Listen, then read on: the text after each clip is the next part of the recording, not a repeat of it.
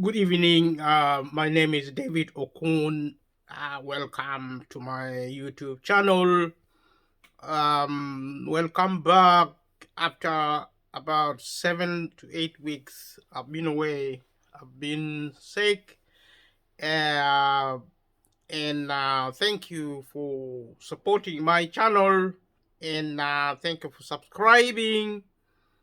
Thank you for sharing the videos and thank you for being part of this family. We are talking about Brexit today.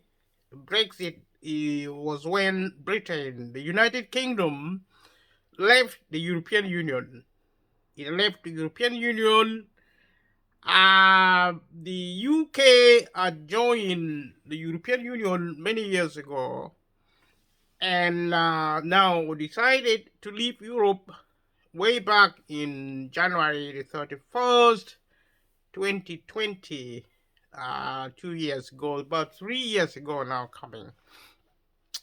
We are in spring here in the UK, and the weather is changing, it's becoming warmer, and as you can see, the lighting is also changing, and I'm so excited to be back to carry on with the program of talking about the cost of living, which I said previously in the other videos that I would be continuing talking about different topics, linking these different topics with the cost of living, which is actually now a global crisis happening all over the world, but mainly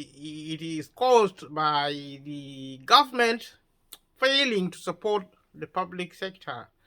The public sector helps people who are on low income in Europe and in the rest of the world, whether in Africa, whether in the developing world or in the developed world. The government is always responsible for intervening when there is a crisis.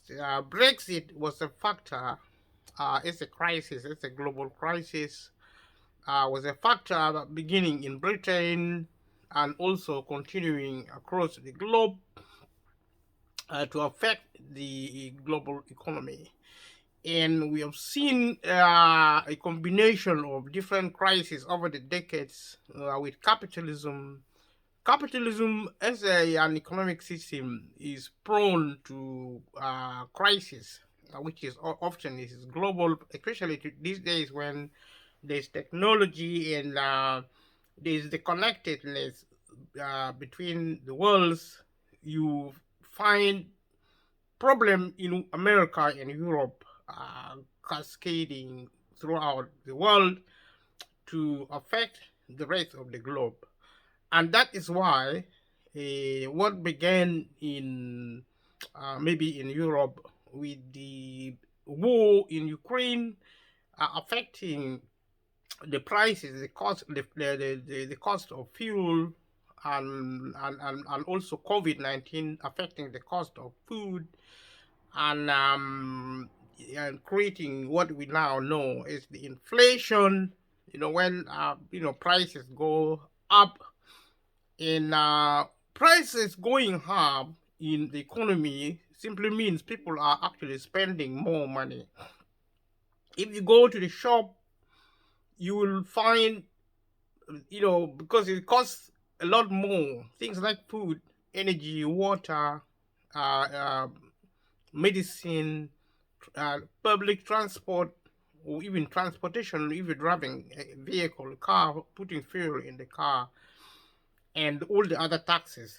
Everything goes up when one thing is disturbed, the supply of one thing is disturbed. I explained the behavior of the market economy, whereas demand and supply actually need to be in balance. once there is a disruption in supply or demand of a product or in a good or service, this impacts the entire economy in terms of disturbing the money situation. So the cost of living is actually income problem. In other factors affecting income problems in a country like the UK, but also in other countries across the globe, is actually low pay. There's something called the minimum wage in the UK, where I live. I live in the UK. There's something called the minimum wage. The minimum wage actually is a government policy, a social policy on employment, and this impacts on low people being paid low. Something called low pay. In the UK, it's less than £10. Minimum wage is less than £10 an hour. And I've always said the minimum wage actually should be set at least £20 or £30 an hour in the UK for there to be at least that's the beginning of getting people out of poverty. Because if you, the 20% of the population of the world, especially the developed world like the United Kingdom, 20% of the people are actually living in poverty, and there's a class of people known as the middle class who form probably about 50%. This is figures from the top of my head. You can do a research and find out the structure of employment, of income, of wealth ownership. But broadly speaking, you find the other 20% or perhaps 15% are super rich. They are millionaires who do not have to work for a living. And this I've been mentioning throughout this program, and I've also said I'll be mentioning them again and again because I believe at the moment the cost of living is going to be continuing as a crisis for the next maybe 2 or 3 or 4 or 5 years. So any topic I'll be discussing, I will try to connect it with the cost of living as a crisis, as a global crisis. I don't know when it is going to get better. And like I said, today I'll be speaking about Brexit. And Brexit was actually is when Britain exited the European Union. In the last video, I talked about the European Union. The European Union are actually countries of Europe who are coming together to form a super state, a state of Europe. It is a phenomenon going around the world. In Africa, we have the African Union, we have the East African Union, we have other forms of union around. The United States of America, you have the Asia Pacific. These are also coming together as union. So, the European Union is a factor of globalization. Globalization simply means the world is coming together as one country. Under the global system, there will be no boundaries per se. There will be worlds without border. If you're traveling from Africa coming to Europe, there will be no boat people.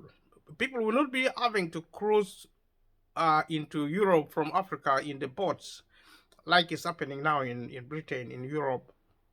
So I don't know. The politician will have no excuses but to try and focus on issues which matters, because now in Britain, every time even if the boat crisis, people crossing into Europe by boat, is used by politicians, especially the conservatives in the UK. They use it as an electoral election tool. They create fear and panic that foreigners are coming to invade Britain. But these are very poor people, are actually people who are prepared to die at sea to try and cross over into safety, trying to cross into Britain for safety purposes. And these are some of the mistakes politicians, especially the conservative politicians, are playing political games with human lives. Such is happening now with the boat people. I don't think there are many. I mean, if you do a research and ask yourself how many illegal immigrants are coming into the UK, there are very few. There are now nearly 70 million people in Britain. I know Britain is a small island, but obviously it's a small country, but so are many other countries. I mean, if you look at the population density, you will discover that it's not really as bad people coming to Britain because the British people also go abroad, and so it's a scaremonger which sells newspaper, which also creating immigration as an electoral issue to the conservative support um, help boost their electoral fortune. So it's under its form of abuse by some political parties, by the state, basically, which is wrong. Instead of addressing the issue of inflation, the issue of the economy, the problem of food poverty, homelessness, gang crimes on the streets, we are busy wasting time on some really, insignificant individuals trying to risk their lives. It's a security issue, and it is also, a safety issue for those people who are brought. You see, people who are crossing boats are not really criminals per se. They are just victims. They are very desperate. They run away from very dangerous situations in other parts of the world, and to kind of like paint them for political reasons that they are criminals is wrong because they are coming here legally because the the UK policy, government policy is wrong on immigration. It doesn't mean those people are, like, let's say, the criminal. They are criminals because the government made them criminals. They set laws to criminalize people who are like that, people who are actually immigrants, who are actually refugees. They run away from global crisis. And because the UK is wrong as a government to criminalize people who are actually coming here for help. There's war in Ukraine. In theory, the Ukrainians who ran away, who who they run away from their country. They are trying to save their lives. Sometimes they don't even have time to get dressed properly because they run away from their country in an emergency. They might not even have documents. Maybe they don't even have homes. Their homes have been burned. Their livelihood is destroyed. And here they're even lucky to be crossing into Britain in boats. And some of these people are also trafficked criminally. And because the government has failed to deal with the immigration issue, and the reason the government has failed because the government has shut down the public sector. But it's the public sector which is able to deal with the issue of security, national security. But for ideological reason, the Conservative Party and New Labour, Liberal Democrats, and people who are actually obsessed with the idea of the market economy, have decided to shut down the public sector, and it's global. In Africa, public sector are being shut down. You sell it off to multimillionaires shut it down. Because, private companies do not really run the economy. They shut it down. They only leave what makes them money. That is not how to run the economy. Because if the government selling away the economy to private companies, and these private companies actually shut it down because it doesn't make money to them. And the government has no money. It keeps pumping money into the private companies. The private company wastes all the money.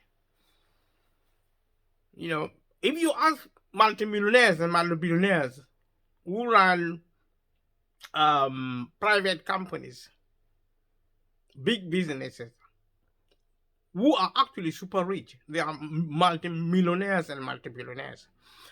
Why do you still want more money? What do you want money for? See, you don't even use it, and therefore you lose the money. The money being given from by the government to the super rich.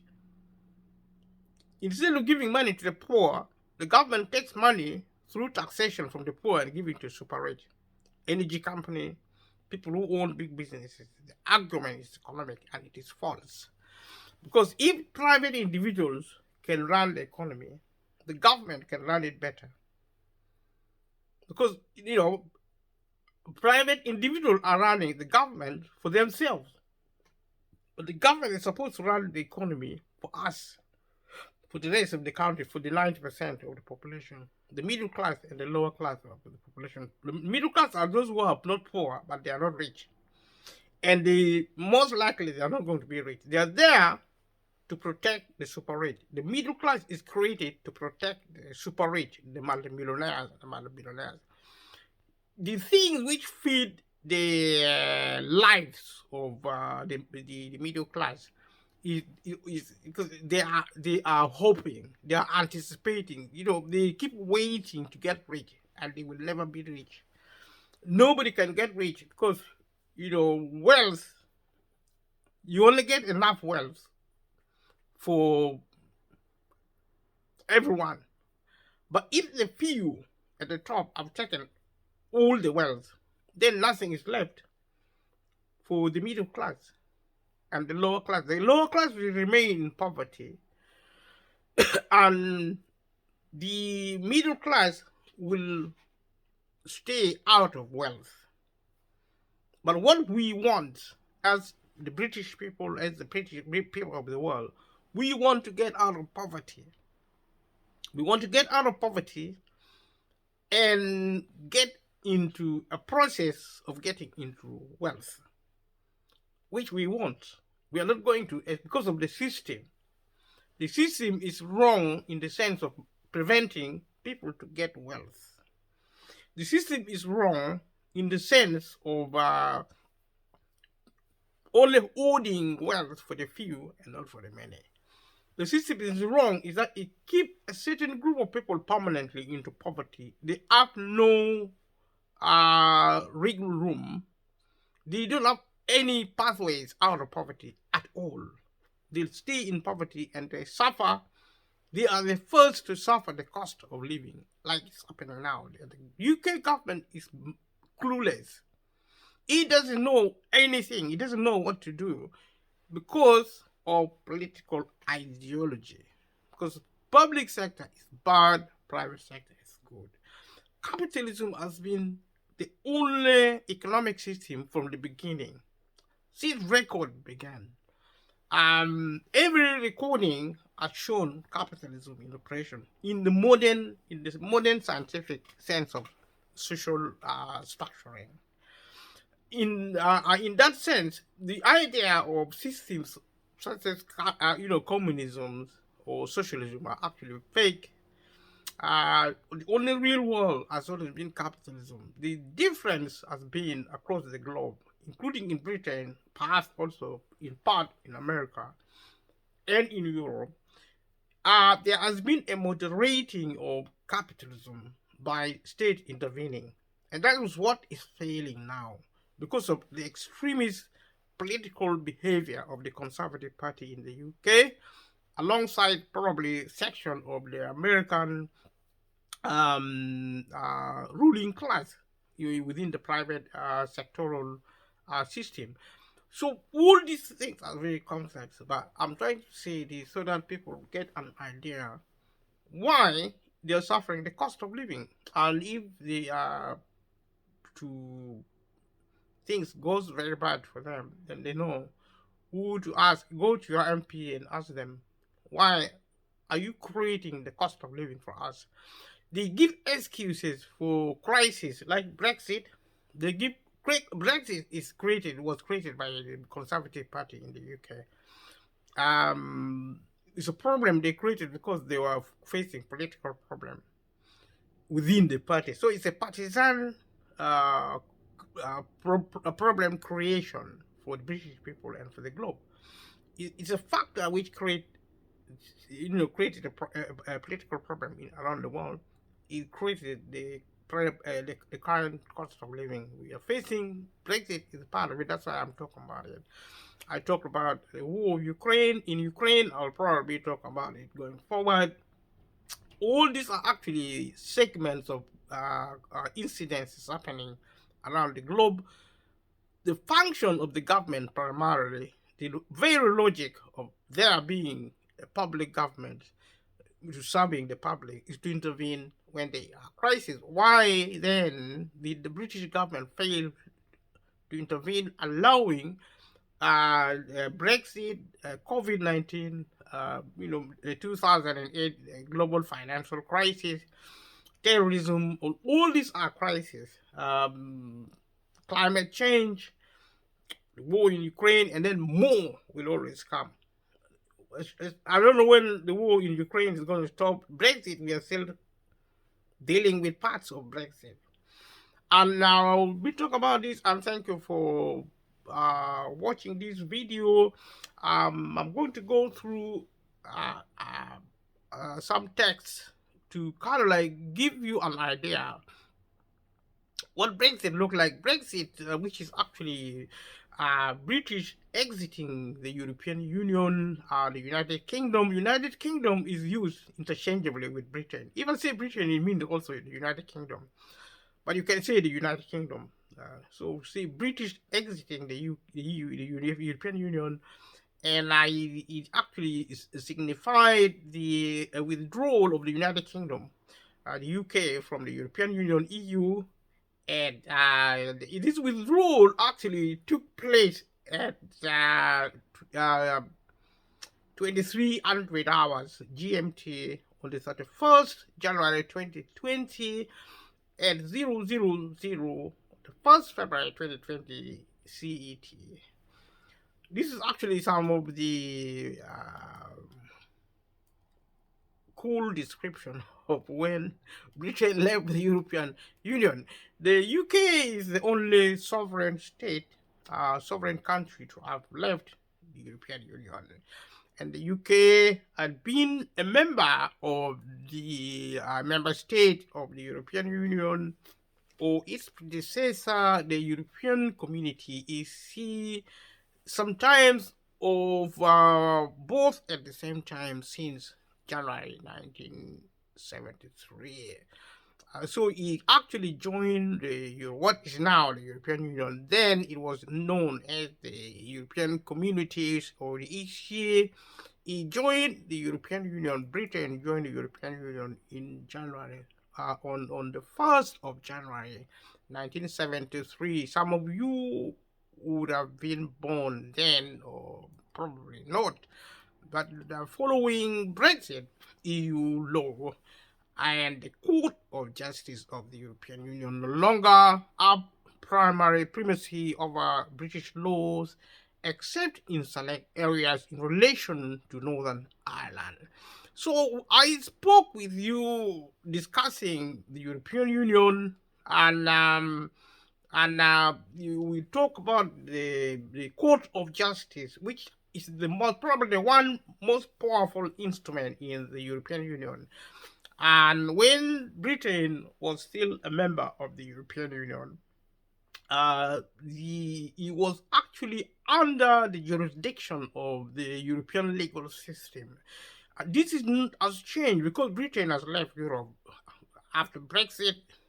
These laws no longer control Britain, but it still control member states. If today or tomorrow Britain decides to go back into the European Union, then the Court of Justice, which is the most powerful, probably legal organ, judicial organ in the world, being inside the European Union, the European Court of Justice, or the Court of the European Union, will once again, if Britain goes back, will once again have control over the legal and the societal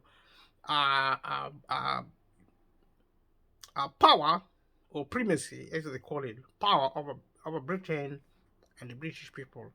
At the moment, Britain is no longer under the European Union law. yeah, and the institutional infrastructural power. So it is free. Britain is free in theory. It is free from the European Union, except in certain areas involving Northern Ireland. Northern Ireland is part of the United Kingdom, but um, because Northern Ireland is linked the to Ireland, it's part of Ireland, but it's supposed to be part of Ireland, but for political and historical reasons, Northern Ireland is being controlled by Britain, making Britain uh, the United Kingdom. So the European Union Withdrawal Act of 2018 retains relevant EU law as domestic law, which the UK can now amend or repeal. So this law allows the European Union the United Kingdom to European Union Act, the European Union Withdrawal Act of 2018 retains relevant EU law as domestic law, which the UK can now amend or repeal. So these laws allow not some of the EU law is still part of the UK law, but the European Union Withdrawal Act 2018, in as much as it allows certain EU law to be part of the UK domestic law, the UK, however, is able um, to amend this law. This law was set in 2018, and the withdrawal is 2020. So the UK now, after 2020, is in the position where it can amend or repeal this particular act. The process of which began in 2018. Under the terms of the Brexit withdrawal agreement, Northern Ireland continues to participate in the European single market in relation to goods and to be a de facto member of the EU customs union. So like I said, the customs union and the European Single Act is what now connects United Kingdom via Northern Ireland to the European Union in terms of the economic factor and also customs union, which means actually borders between Britain, the United Kingdom, and Europe, because of the Republic of Ireland. The EU and its institutions have developed gradually since their establishment and during the 47 years of British membership, and grew to be of significant economic and political importance to the United Kingdom. So, like I pointed out when I was talking about the European Union, we talk about the European institutions, which it developed gradually. The well established, and over the 47 years when Britain was still a member, and it has now grown to be a significant economic and political power, and he all sway over the United Kingdom, and he did all sway over the United Kingdom. But throughout the period of British membership, Eurosceptic groups had existed opposing aspects of the EU and its predecessors. In Britain, there were people who did not like Britain, the European Union at all. They have always been there. They are called Eurosceptics. So these Eurosceptics grew in power and significance in the present-day Conservative Party, who are more right-wing. If you are right wing, it means you are an extremist in your political beliefs and behavior. You are a right wing. There are three different wings: left, middle, and right. Left is extreme to the left, and right extreme to the right. Middle are supposed to be moderate. So the Conservative Party are now being run by the extremists on the right wing. They don't like foreigners. Extreme right wing conservatives do not like foreigners. And they teach the British people to not like foreigners. They antagonize the people of Britain. They are very nasty people. I don't know what the left wingers do. Probably their behavior is also similar with the behavior of the right wing, because they are extremists.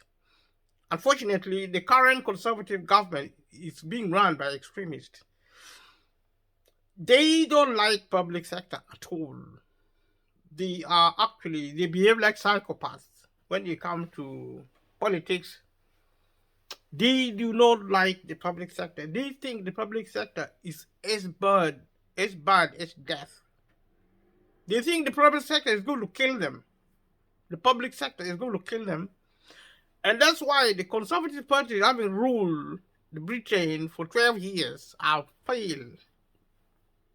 totally failed to support the public sector. It destroyed the public sector totally.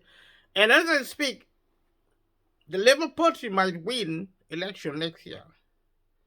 But I don't know what the Labour Party is going to do. The level of destruction the Conservative has done to the public service and the public sector. The only reason why people suffer in Britain, why people suffer in the world, because government, especially government in the West, do not want to invest in public service deliberately, because they want to shut it down. I mean, if you don't like something, why do you feed them? You don't feed something you don't like.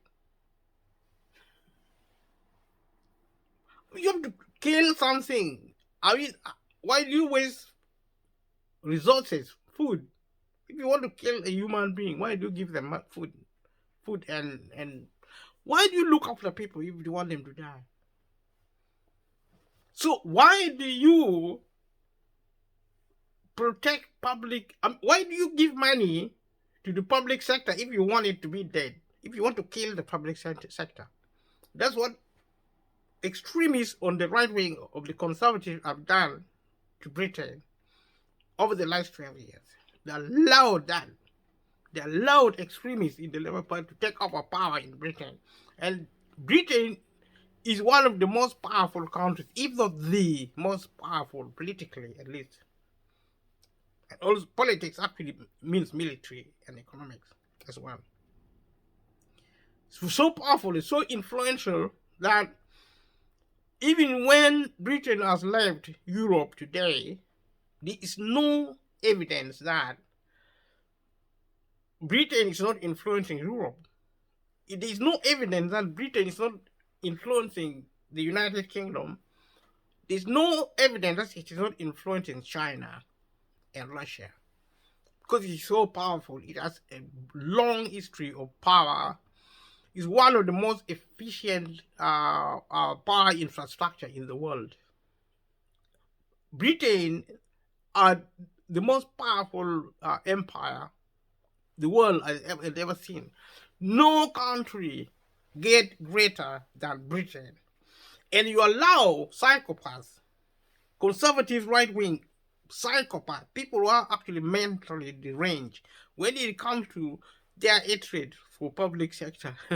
And because of this, they literally destroyed the public sector willfully. And they are so savage that instead of giving money to people who are suffering, they give more money deliberately to prove that, I mean, it doesn't get more savage than that. To prove their hatred for poverty, to prove their hatred for poor people, and their love for the rich. They take money from poor people and give it to the rich. deliberately, and it makes them happy. That is savagery. And the people are really suffering. British people are suffering, and there's nothing they're going to do about it.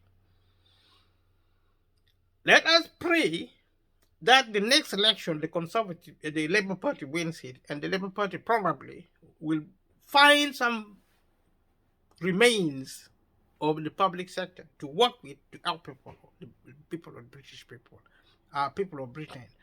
If the Labour Party fails, because probably the public sector will have been destroyed totally by the Conservative being allowed to rule Britain. The only thing the Conservatives are good at, the Conservative Party are only good at destroying the public. That is their purpose, to destroy the public sector. So if you elect the Conservative Party, you are saying destroy the public sector for us.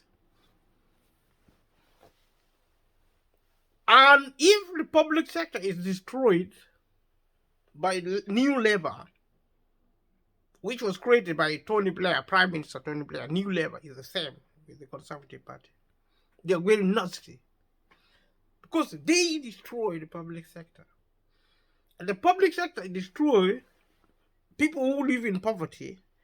It also destroys the middle class, and eventually it's going to destroy the super rich, because destruction of the public sector is a form of madness. And mad people do not know whether or not they are trying to commit suicide. Because if you kill poor people, middle class are going to die, and the super rich are going to die. Humanity will go extinct. And the barbaric conservative will not even know it. The extremists of the Conservative Party, and some New Labour, and the Liberal Democrats, some individuals in the Liberal Democrats, they distributed, even the Scottish National Party, are extremists toward the right wing. And they're very dangerous for the country, they're very dangerous for the globe. Unfortunately, they are the ones with the most power globally. Extremist conservatives are now in Africa, multi-billionaires in Africa. Multi-millionaires in Africa. It looks like money is a form of drug.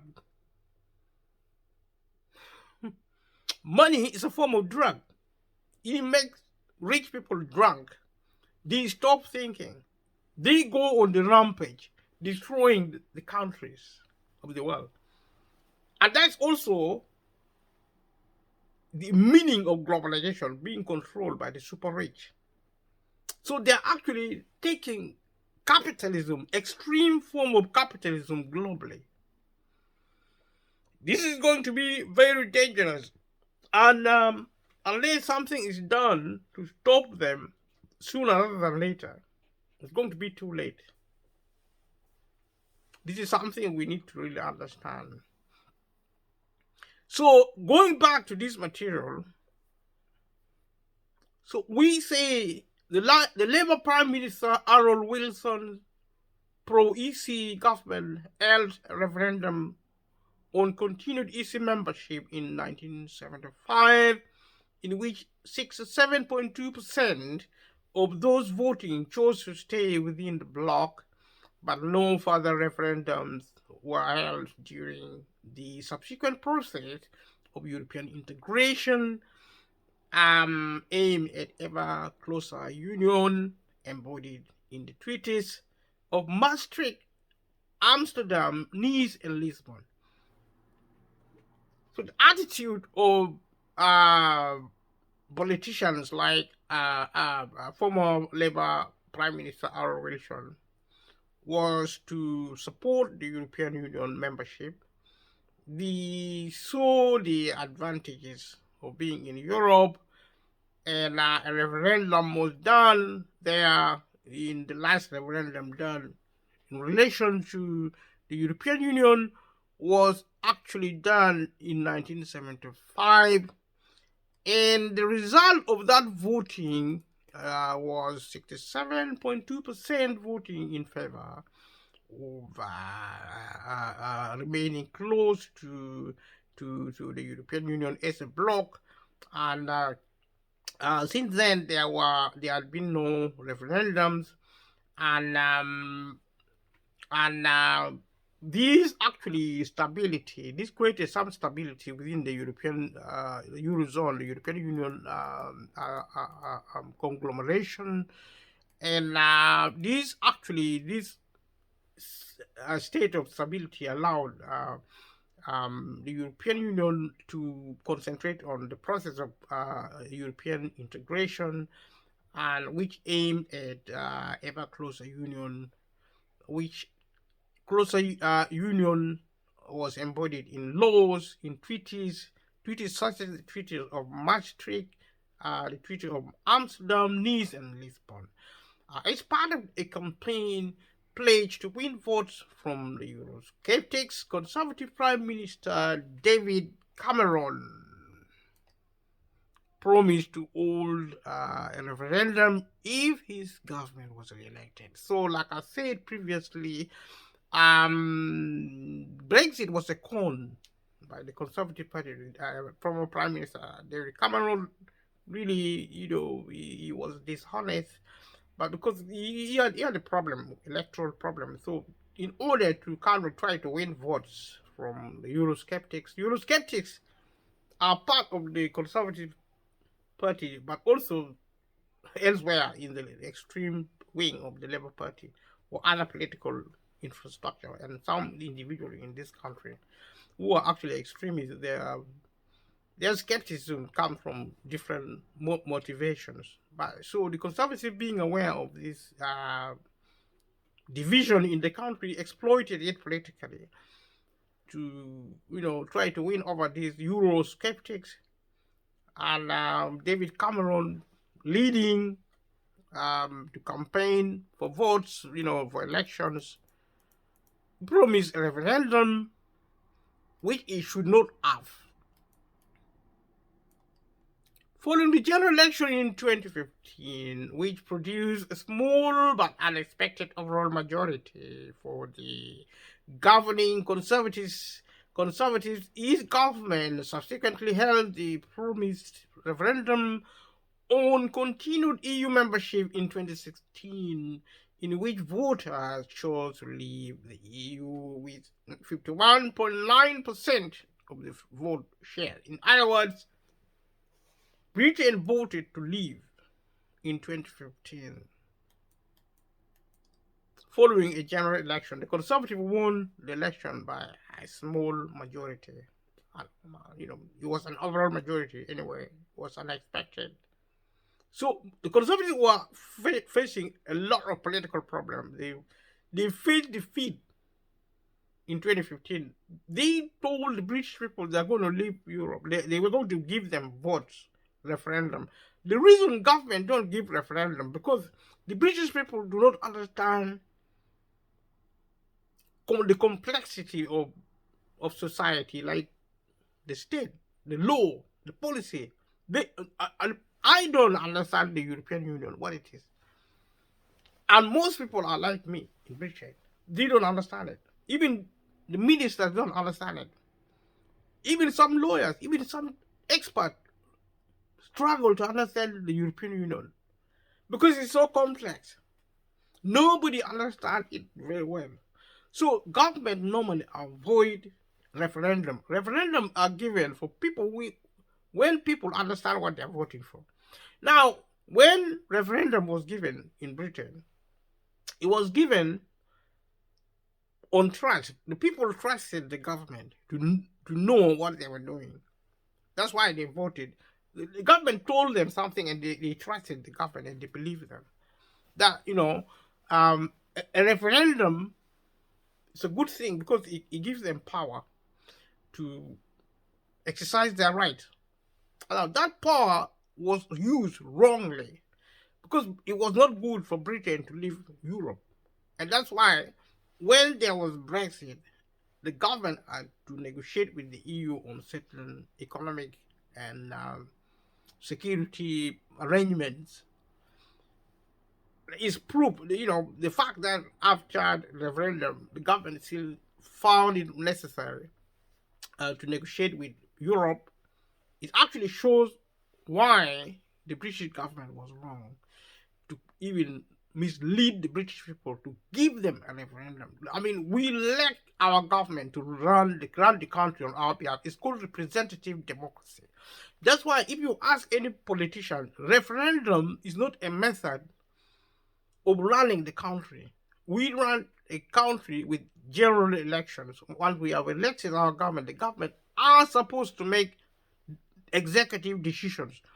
They refuse to take this normal route and instead actually deceive the British people that they're going to give them a referendum. They shouldn't have given a referendum. They persuaded the European, the British people. They just made them happy, made the people happy. The people were so excited. Oh, we are being given our right back. Because they love the conservative. They voted for the conservative. The conservative won the election.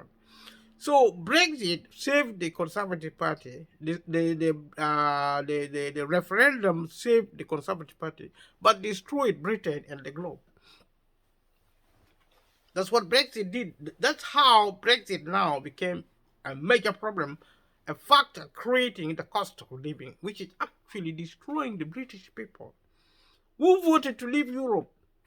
If referendum had not occurred, probably the cost of living wouldn't probably be there. It's a global crisis in the first place. So that's why I'm talking about Brexit. So this led to David Cameron, Prime Minister David Cameron, resigning from power. He resigned because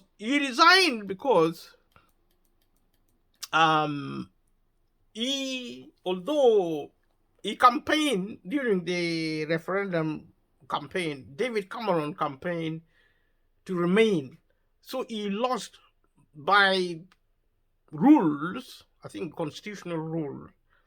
He had to resign. So he resigned. He was replaced by Prime Minister Theresa May. 4 years of negotiation with the European Union on the terms of departure and on the future relations was completed under Boris Johnson, another conservative prime minister, with the government control remaining with the Conservative Party on this period. Now, this created even more problem. What goes around comes around. It created more problem for the Conservatives. Prime Minister Cameron resigned and was replaced by Theresa May. Theresa May resigned, was replaced by Boris Johnson, who, as I speak now, have also resigned, was replaced by a lady called Liz Truss, Prime Minister Liz Truss, and she resigned within less than a month, I think. And now, Liz Truss, as I speak now, has been replaced by Rishi Sunak, the first Asian Prime Minister in Britain.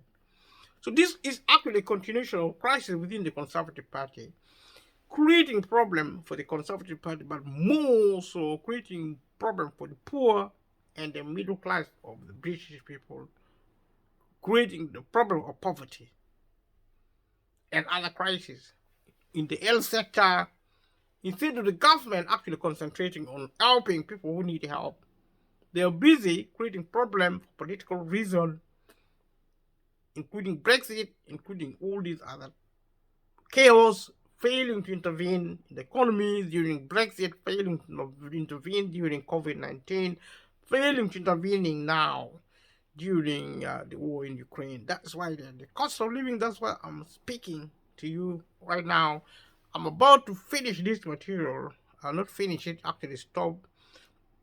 So the negotiation process was both politically challenging and deeply divisive within the UK, leading to two snap elections. Like I said, like I was explaining just now, one deal was rejected by the British Parliament, causing great uncertainty and leading to postponement of the withdrawal date to avoid a no-deal Brexit.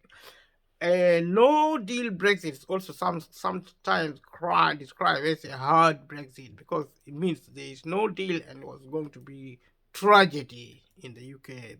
Fortunately, as I speak, that was actually somehow resolved. The UK left the EU on the 31st of January 2020 after a withdrawal deal was passed by Parliament, but continued to participate in many European institutions, including the Single Market and Custom Union during an 11-month transition period in order to ensure frictionless trade until all details of the post-Brexit relationship were agreed and implemented. So when you talk of frictionless trade, trade deals mean Britain can trade with Europe smoothly without any friction. These are some of the terminologies created during Brexit. So trade is so important for Britain, and the European Union at that time, perhaps also now, is the biggest trading partner of Britain. Britain cannot survive as an economy without foreign trade. That's why the British pound is critical as a currency in keeping the British economy together. Trade deal negotiation continued within days of the scheduled end of the transition period, and the EU-UK trade and cooperation agreement was signed on the 30th of December 2020.